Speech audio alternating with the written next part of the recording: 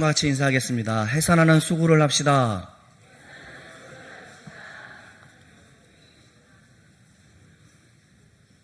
여기는 소리가 크게 나와서 아주 마음에 들어요. 여기는 왜 안 나올까요? 우리는 해산을 안 하잖아요. 남자들. 큰일 날 뻔했어요.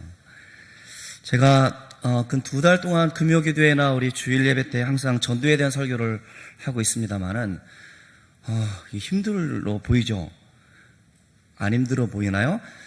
맨날 이 전도에 대한 설교를 해야 되니까. 근데 말이죠, 하면 할수록 성경 말씀 가운데 하나님께서 우리로 하여금 전도에 대한 그런 말씀을 많이 주시고 있다는 사실을 발견하면서 놀랍습니다. 여러분 죄송합니다. 섬기라, 또 적진을 향하여 달려가라, 또 오늘은 해산하는 수고를 하라, 달달달달 보는 것 같아서 정말 죄송합니다. 이게 저의 생각이 아니고 하나님께서 우리에게 주신 말씀이기 때문에 여러분을 독려합니다. 이 독려 가운데 참여할 수 있는 저와 여러분들 되어지길 바랍니다. 교회는 어떤 곳입니까? 사람을 살리는 곳이 교회입니다. 교회는 사람을 세워가는 곳이 교회입니다. 교회는 사람을 키우는 곳이 교회입니다. 그러기 위해서는 전도, 그러니까 예수님께서는 제자들을 불러주셔서 그들을 훈련하고 전도하는 사람을 만들었고, 그들은 복음을 위해서 순교를 각오하면서까지 헌신했던 사람들이 되어졌고, 또 그들의 제자들, 사도들도 주의 복음을 위해서 헌신했던 사람들, 그들의 제자였던 우리들도 주의 복음을 위해서 헌신할 사람들입니다. 무엇을 전합니까? 예수 그리스도께서 우리의 생명이라는 사실을 전하는 사람들이에요. 이 땅에 머물러 있지만 영원한 하나님의 나라를 소망하며 살아가는 사람들이 우리이기에 그것을 많은 사람들 가운데 알리는 사명이 우리 가운데 주어져 있습니다. 여러분, 지난주에 해피데이 2차 선물 잘 전달해 주셨습니까? 첫 번째보다는 더 이렇게 미소를 띄우면서 우리도 반갑게 맞아주시죠? 예, 이번에 3차 선물이 나갑니다만은 이번에 카운터 펀치가 될 거예요. 커피도 사주시고요. 식사도 대접하시면서 꼭 선물도 전해주시고 초청장도 전달해 주었으면 좋겠습니다. 자, 그렇게 전하는 데 있어서 여러분 선물을 주는데 우리가 초청하는 데 있어서 두드려 맞은 사람이 있습니까? 아무 사람도 없죠. 두드려 맞았다든지 아니면 조직평가 같은 사람이 너 다시 한번 나한테 복음을 전하면 죽일 거야, 이렇게 협박하는 사람이 있습니까? 그렇지 않다라는 겁니다. 만약에 그런 사람이 있으면 그 사람에게 복음 전할 거예요, 안 전할 거예요? 한 집사님. 전해야죠. 다음 주에 눈이 밤탱이 돼도 전할 겁니다. 우리 전해야 할 겁니다. 자, 우리가 만약에 전도를 했는데, 이게 써냈는데, 우리 일하는 직장에 사장님의 이름을 썼어요. 사장님한테 전도를 했어요. 내일부터 나오지 마. 그렇게 소리를 들어도 우리는 전도를 해야 됩니까? 안 해야 됩니까? 해야 합니다. 그래서 잘리는 분 있으면 저한테 꼭 얘기를 해 주십시오. 내가 감사함으로 하나님께 기도하겠습니다. 하나님, 아시죠? 더 좋은 곳으로 우리가 더 복음의 땅으로 보내주시오. 제가 기도할 겁니다. 오늘 전도하다가 돌에 맞은 사람에 대해서 여러분들에게 말씀을 전하고자 합니다. 오늘 비스디아 안디옥과 이고니온에서 쫓아온 사람들이 있었습니다. 바울과 바나바가 이곳에서 복음을 전하다가 핍박을 당하여 쫓겨왔는데 지금 누스드라에 와 있지 않습니까? 누스드라에서 복음을 전하고 있는데 이 사람들이 지금 170km나 떨어진 그곳에서 유대인들이 사도 바울을 해하려고 지금 누스드라 성에 달려왔다라는 말입니다. 그러니까 저는 이해가 가요. 여러분 생각을 해보세요. 우리 같은 동지였는데 우리를 배신하고 말이죠, 저쪽 편에 서서 우리를 공격한다 그러면 그 사람이 미워요, 안 미워요? 밉죠. 여러분, 일본 제국주의 시대 가운데 우리가 제일 미웠던 사람이 물론 일본 사람입니다만은 고등경찰들, 그렇게 협력했던 부역했던 사람들이 밉지 않습니까? 마찬가지로 오늘 이 유대인들의 심정이 이해를 가요. 지금 사도 바울은 어떤 사람들이었습니까? 그가 사울이라 부름을 받았을 때 그는 예수가 그리스도라고 칭하는 사람들이 신성모독하였다라는 그런 죄목을 들고 사람을 잡아다가 죽이는 일에 앞장섰던 사람이 사울이었습니다. 다메섹에까지 가서 그들을 잡아다가 데려오려고 하다가 기적적인 도상에서 주님을 만나는 그런 역사 가운데 변화가 되어져서 이제 예수가 그리스도라는 사실을 증거하는 사람이 되었단 말이죠. 그러니까 이제는 유대교에 있었던 사람들과 한패였는데, 그래서 예수 믿는 사람들을 잡았었는데 이제는 예수 믿는 사람을 따라가고 있고 전하고 있으니까 이곳에 유대인들의 마음 가운데는 분노의 마음, 죽이고자 하는 마음이 있어서 170여 킬로나 떨어져 있는 곳에서 와서 지금 방해를 하고 있고 죽이려고 하고 있다는 말입니다. 얼마나 열심히 있는 사람들이에요. 유대교에 대해서 참으로 열심히 였던 사람들이었습니다. 사도 바울이 그랬잖아요. 다메섹에까지 쫓아가서 사람을 죽이려고 하는 그런 열심이 있었던 사람들이었단 말입니다. 이들은 와서 지금 누스드라에서 복음을 전했더니 사람들이 말하기를 이 사람은 제우스 신이다, 이 사람은 헤르메스 신이다 라고 그들을 떠받들려고 있었던 그 사람들 가운데 가진 말로 설득을 합니다. 무슨 말인지는 정확히 알 수 없습니다만은 그렇게 신으로 떠받들여졌던 그런 이미지는 온데간데였고, 합세하여 돌을 들어 바울에게 던져서 지금 바울이 돌에 맞아 죽었다라는 것이 오늘 본문의 내용이에요. 여러분, 그렇잖아요.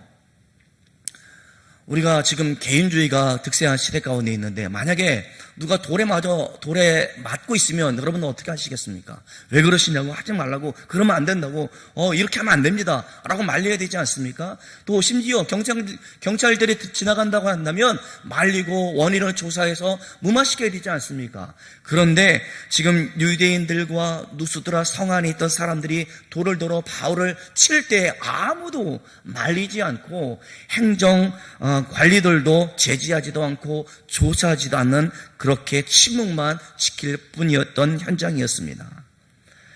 이렇게 돌 세례를 받고 의식을 잃게 되어지자 당연히 죽은 것으로 생각을 했습니다. 이미 죽었다라고 여겨서서 누스드라 성 밖으로 끌고 가서 지금 들판에 내팽겨졌습니다. 누스드라 사람 대부분은 죽었다라고 생각을 했는데 바나바를 비롯해서 그를 따랐던 사람들은 그곳에서 서성이고 있었습니다. 아마도 이 제자들은 바울의 최후를 확인한 후에 장례를 치르고자 준비했겠다 싶습니다. 그런데 20절에 보니까 바울이 일어났다라고 설명해 주고 있어요. 바울이 죽은 줄 알았는데 돌무더기 가운데 스스로 일어나서 그렇게 다시 살아나서 다시 살아난 바울은 기운을 회복하여 지금 누스드라 성 안으로 다시 들어갔다라고 말씀해 주고 있습니다. 여러분, 생각을 해보세요. 복음을 전하다가 돌에 맞아서 죽을 뻔하였는데 그 성으로 다시 들어가는 게 쉬운 일이겠습니까? 결코 그렇지 않다는 겁니다. 조금 전까지만 해도 자신은 신으로 숭배했던 사람들이지 않습니까? 그런데 급속히 밀려 들어왔던 유대인들의 그 감언 이설에 마음이 빼앗겨져서 순식간에 폭도로 돌변하게 되어져서 돌을 던지게 되어졌던 그 사람들, 성 밖으로 내쳤던 그 사람들에게로 다시 들어가는 게 쉬운 일이겠습니까? 배신도 이런 배신 없습니다. 이런 모멸감 없을 겁니다. 이런 급전직하의 상황 가운데 있었던 그 마음이 굉장히 힘들고 어렵겠다 싶습니다.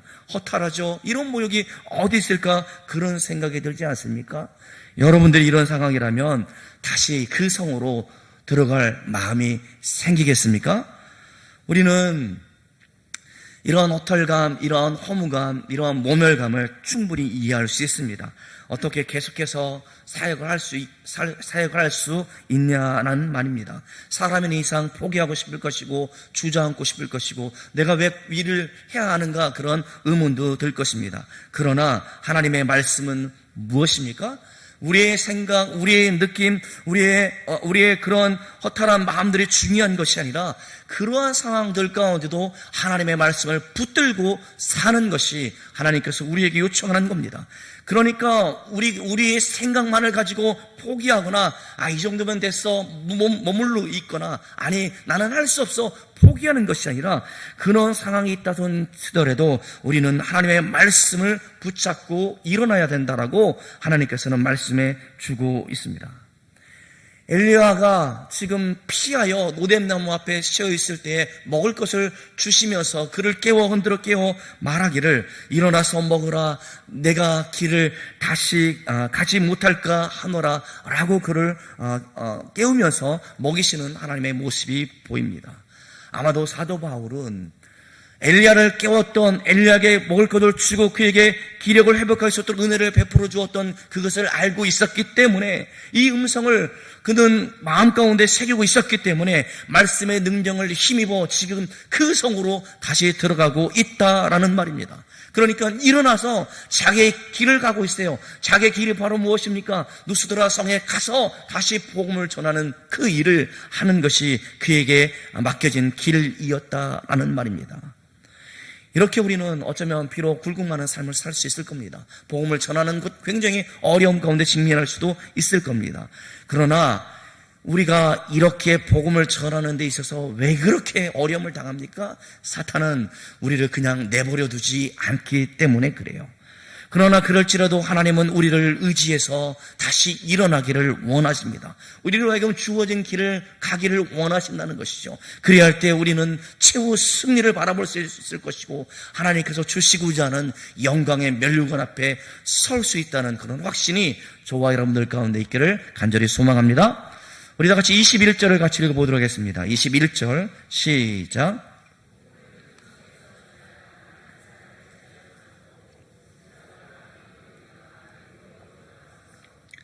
누스드라에서 이제 더베 성에 이르러서 바울과 바나는 그곳에서도 복음을 전하여, 오늘 본문에 보면 많은 사람을 제자로 삼았다라고 말씀해주고 있습니다. 자, 그리고 나서 누스드라, 이고니온, 비시디아, 안디옥으로 다시 돌아갔다라고 하고 있습니다. 여러분, 이게 간단하게 한 줄로 되어 있습니다만은 그렇게 어려움을 겪었음에도 불구하고 다른 성에 들어가서 복음을 전하는 그런 영혼 구원에 대한 열정이 보이지 않습니까? 이제껏 자기를 죽이려고 했던 그 성에 다시, 또 자기를 핍박하려고 했던 그 성에 다시, 그리고 처음 핍박이 임했던 그 성에 다시 가서 복음을 전하는 그 마음, 그는 영혼을 사랑하는 마음이 없으면 할 수 없는 일이었을 것입니다. 다시 방문한다는 것은 보통 용기를 가지지 않으면 하기 어려운 일일 겁니다. 바울 일행은 복음을 전하기 위해서 자신을 죽이려고 했던 사람들과 다시 마주쳐도 상관이 없다라는 그런 각오를 가지고 지금 성으로 다시 가고 있습니다. 왜냐하면 간 믿기 시작했던 사람들 가운데 그들의 믿음을 든든히 세우고자 하는 그런 마음이 있었기 때문에 담대하게 그 성에 다시 순차적으로 가고 있는 모습이 21절에 그려져 있습니다. 누스드라 아까 얘기했잖아요. 돌을 놓쳐서 사망 직전까지 몰고 갔던 그곳, 또 이고니온은 두 사도를 견딜 수 없을 정도로 핍박했던 성이었고, 비시디아, 안디옥은 유대인들의 처음으로 핍박이 일어났던 그곳을 다시 가라면 여러분은 갈 수 있겠습니까? 두렵지 않았을까요? 그런데 바울과 바나바는 다시 갔습니다. 자신들의 생명의 보존을 위해서 못 갈 수 있었는데 영혼을 구원하고자 하는 마음이 있었기 때문에 그곳에 다시 갈 수 있었다라는 말입니다. 그래서 그곳에서 얻었던 제자들을 격려하고 그들을 하나님의 말씀으로 세워서 그들로 하여금 교회를 든든히 세워가기 위해서 다시 가고 있다라는 말입니다. 여러분, 지금 1차 선교이지 않습니까? 2차 선교에도 그곳에 다시 갔고 3차 선교에서도 그곳에 다시 갔던 이유가 바로 무엇이었냐면, 그곳에서 제자로 삼았던 사람들이 믿음 안에 든든히 서나가기 위해서, 내가 그렇게 복음을 증거했던 것처럼 그들이 알고 있었던 사람들 가운데 복음을 증거하는 사람으로 세우기 위해서 다시 갈 수 있었다라는 말입니다. 사랑하는 여러분, 바로 이와 같은 수고가 있어야 영혼을 구원할 수 있습니다. 우리가 그저 동산교회가 42년 전에 그냥 세워진 것이 아니라 하나님께서 택하여 부르신 사람들을 통하여 하나님의 교회가 든든히 세워져 가도록 지금도 하나님의 역사하고 있다는 사실을 믿으시길 바랍니다. 우리 권사님들, 우리 장로님들, 수많은 중직자들이 얼마나 땀과 얼마나 많은 기도와 헌신을 통해서 지금 이곳에 있다는 사실을 여러분 기억하시기를 바랍니다. 이렇듯 교회가 세워져 가는 것은, 한 영혼이 하나님의 사람으로 온전히 세워져 가는 것은 많은 사람들의 헌신과 노력이 있었다는 사실을 오늘 본문을 통해서 알게 되어집니다. 그런데 오늘 우리의 모습은 어떻습니까? 우리가 햇빛대를 통해서 한 영혼을 전도하자, 전도대장자를 정하자라고 이야기를 해서 많은 사람들이 참여를 했습니다.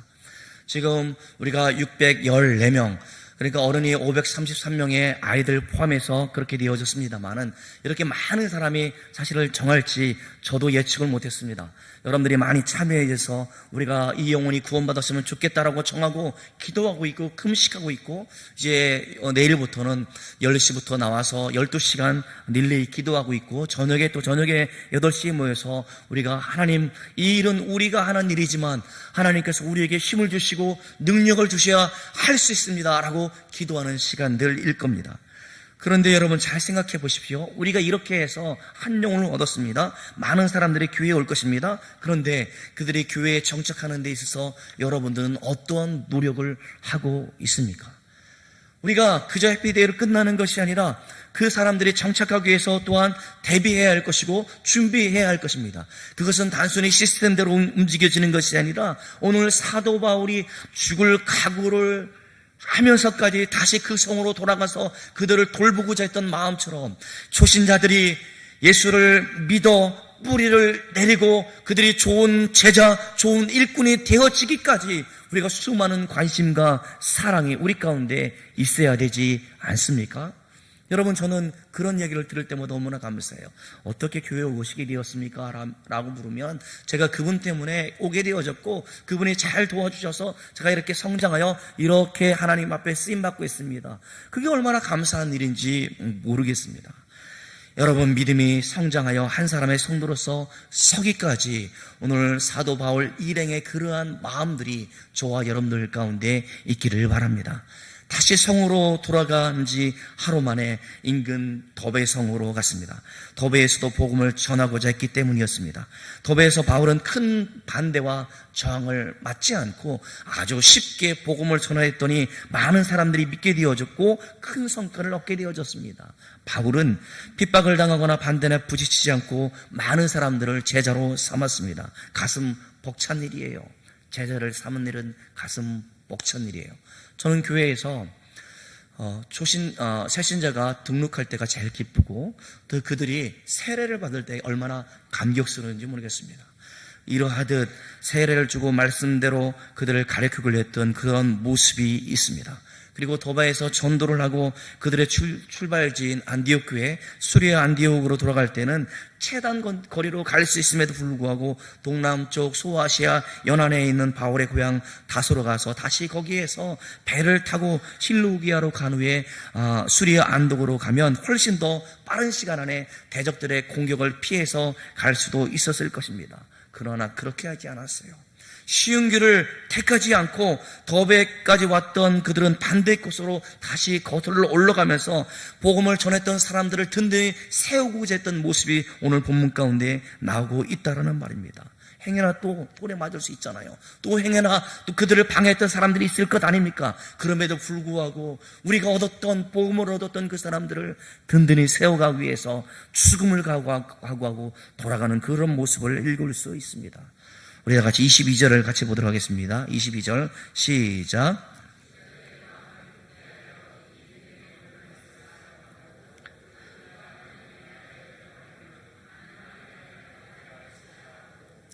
복음을 전하는 데 있어서 아주 손쉽게 제자들을 얻을 수 있다라면 복음 안 전할 사람이 어디 있겠습니까? 저는 하나님 앞에 심판대 앞에 섰을 때 영혼 구원하는 일에 대한 감격이 있습니다.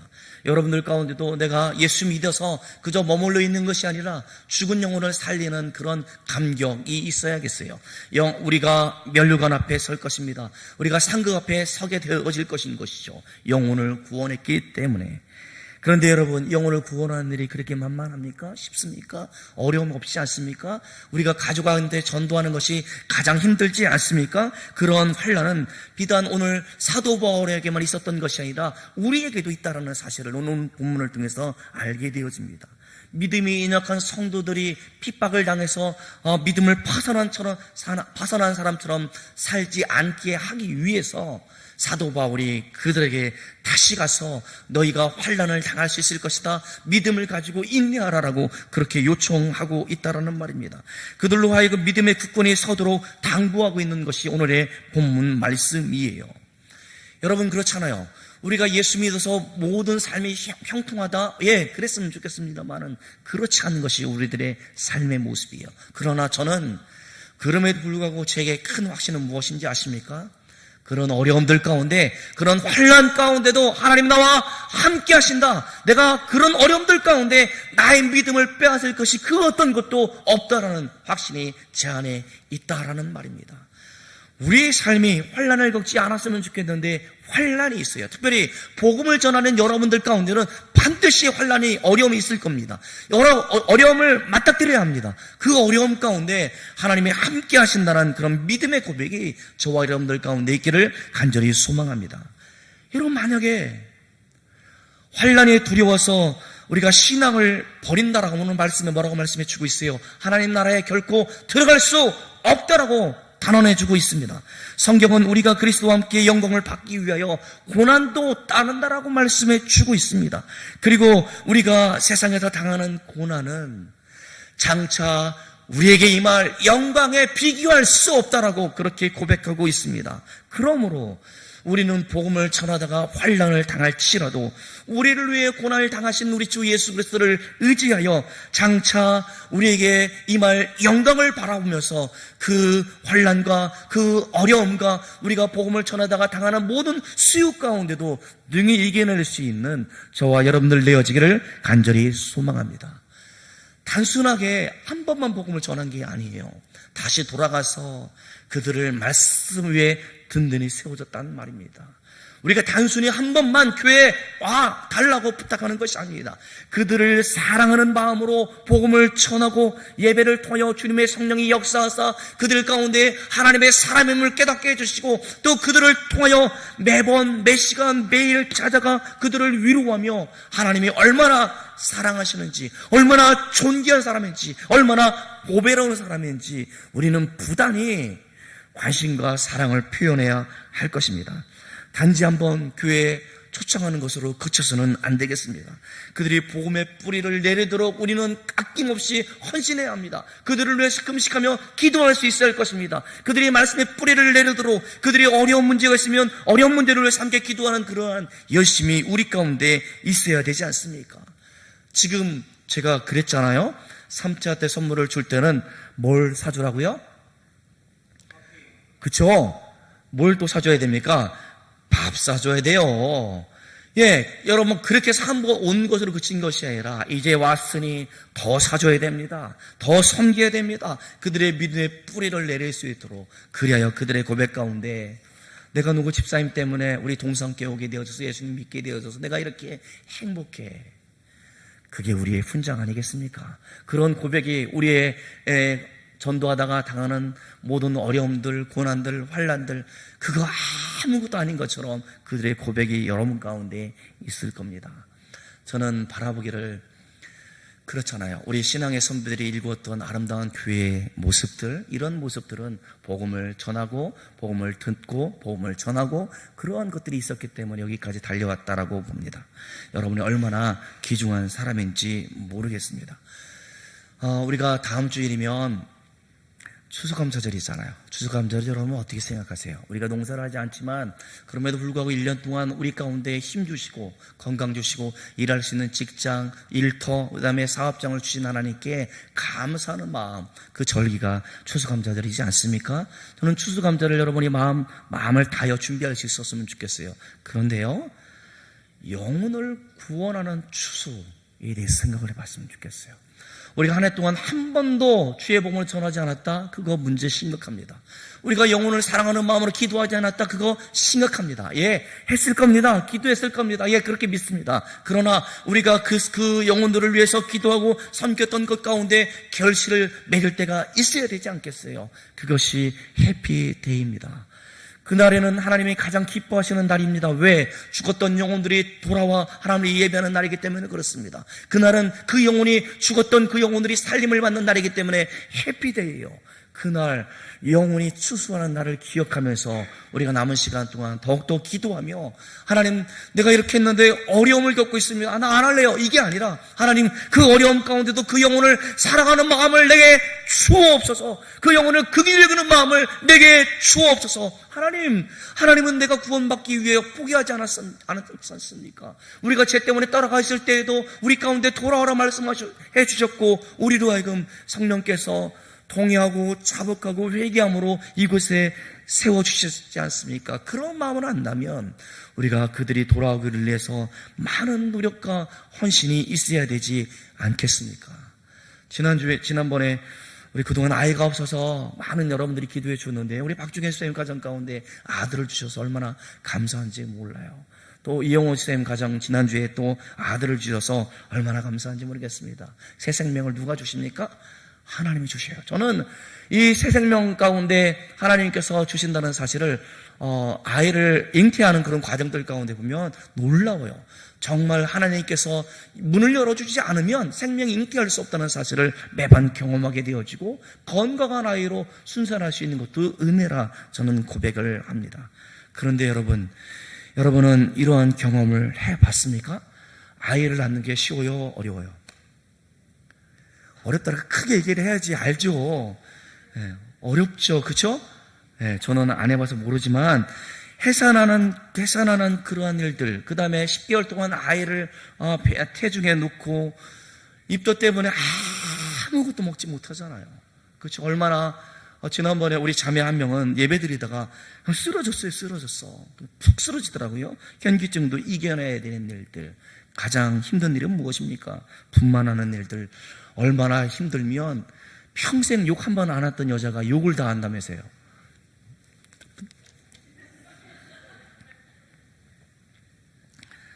저는 분만하는 여인들을 생각하면 참 경이롭다라고 생각이 되어집니다.